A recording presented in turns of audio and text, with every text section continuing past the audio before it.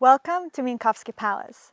My name is Julia Pacewicz. I am an art historian and a researcher for the Silesian Bridge Foundation, and today I'll be telling you a little bit about the history of the Minkowskie Palace.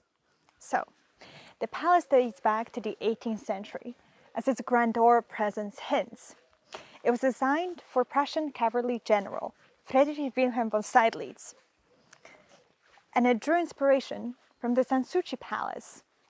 Sanssouci Palace, on the other hand, was the summer residence of the Prussian king, Frederick the Great. And it was also known as the German rival of the Versailles. The parallels between the Sanssouci Palace and Minkowskie Palace reveal a close friendship that the two men shared, one being the king, and the other one being one of his most devoted and accomplished generals. The construction of the palace took almost 20 years, and it was completed by Seydlitz's daughter, Wilhelmina, after his death. And although Seydlitz didn't live long enough to see his palace in its full glory, his spirit still remains here, visible today. And as you can see, his family crest is located above the central arch, leading us to the gate, to the main entrance of the palace. Here, we've got two cellar-like spaces that, a legend says, Seydlitz designed them himself to keep lions there. This has not been neither confirmed nor denied, but it sure would be an exciting welcome for the guests.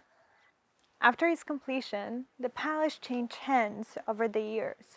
It went from one family to another, finally landing in the hands of the von Wartenslebens family,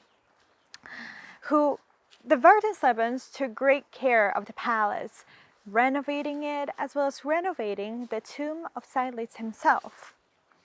That was there, right in the park by the old chapel.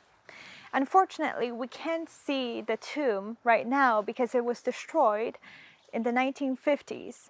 But what remains is a plaque right here. It is a memorial dedicated to the fallen soldiers of the First World War, and it lists the names of soldiers from the Minkowskie village. It is a really beautiful memorial dedicated to the local community, and now we are hoping to preserve it. Right now we're in the back of the Minkowskie Palace, where its full charm is revealed. As we're approaching the Oval Room, we can see here, right above, a sandstone relief of a Roman hero. And the other side, there's also the sandstone relief of another Roman hero. On the left side, we've got Cincinnatus, and on the right side, we've got Dentatus. As Minkowskie Palace changed hands over the years, a few changes were done to the building. For example, an annex was added on the eastern side of the palace, as well as an additional floor on the mansard roof was built. Let's take a moment to go back in time and imagine ourselves in, let's say, the 19th century.